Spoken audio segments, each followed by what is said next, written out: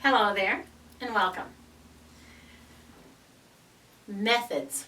Methods to use that might help your students learn how to resist the grand temptation of data-driven machine learning.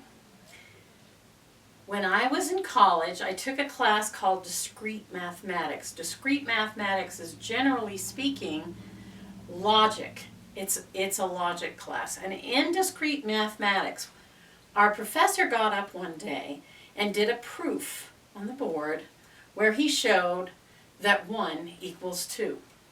Now, this was a trick. And those of you who teach math know it's a trick. And some of you may even know how to do it. I realized after he did it that he had pulled a little bit of a magic trick, a little look at my thumb. Instead of stating the denominator in a ratio as a single thing, a single number, it was expressed as a formula. And what we didn't realize that this little formula was 0. And in the process of showing us this, he was dividing by 0. And by dividing by 0, he could prove that 1 equals 2.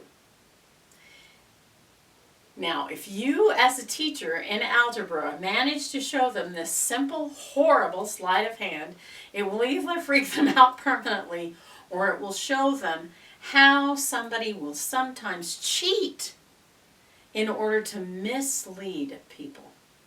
So you can do it in mathematics. There's another logical puzzle. Here's one for you that might be worth trying and have the kids write about. Let's say that there are 3 bags on a table. One bag is labeled N for nickels. The second bag is labeled D for dimes. And the third bag is labeled N and D for nickels and dimes. And then you tell the students all of the labels are wrong. There are indeed a bag of nickels, there's a bag of dimes, and there's a bag of nickels and dimes together. Then ask the students, right now, on a piece of paper, write down which bag you would choose from and why. Now, to those, you're grown-ups, you may have already seen this logical puzzle and you know which bag to choose from and you know why. But what's interesting about presenting students with a problem like this is it's a very contained problem that makes them examine this idea of falsehood and reality in a new way. By presenting them with puzzles, you present them with the opportunity to try to solve something. And solving something in an inventive way is exciting to teachers. It's exciting to students. Machines don't solve things. They offer predictions, but they don't solve things because they don't have accidents. And accidents, my friends, failures, serendipitous disasters are where great innovations come from. And we know that. Those of us who've studied history for any amount of time know that. And we know that even though the sum of human knowledge and human production of the mind is vast, the neural network of every mind, of every little kid in your room, is more vast. Because that network is capable of creative imagination, and machine learning simply is not. If you have students start to engage in creative ways with problems that they face, to suggest creative ways to solve the problems of the world, even if they don't solve them, engaging with the problem is interesting and powerful and can help them start to identify where the holes are in these machine learning opportunities. When I first started working with computers, I was a junior in high school, and I was part of a National Science Foundation study group at Wichita State University in Kansas.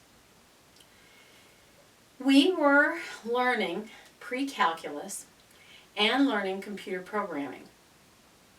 And one of the things that it helped us do It helped us calculate large bodies of data, large amounts of information.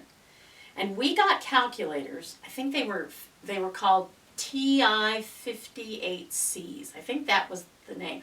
I know they were Texas Instrument calculators, and they had a C on their name because they had a wild innovation about them. And that is constant memory.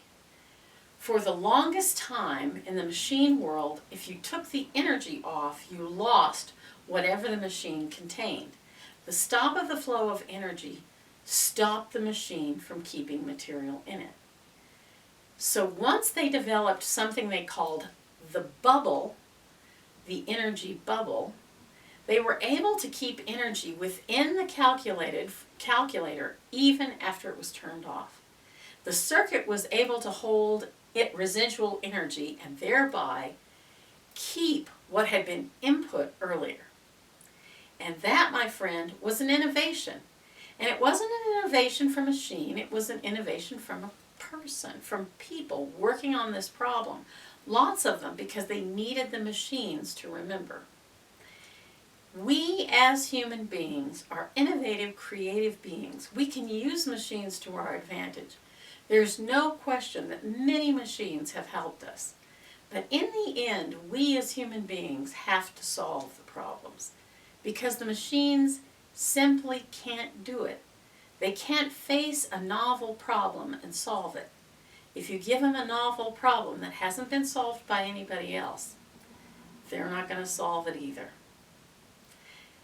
That's it for today. I hope you have a wonderful day, and I hope that advice was of some use. I know it wasn't super practical, but if there's something in there, maybe give it a try. I hope you have a glorious rest of the day, and I hope you see me again, you gorgeous people.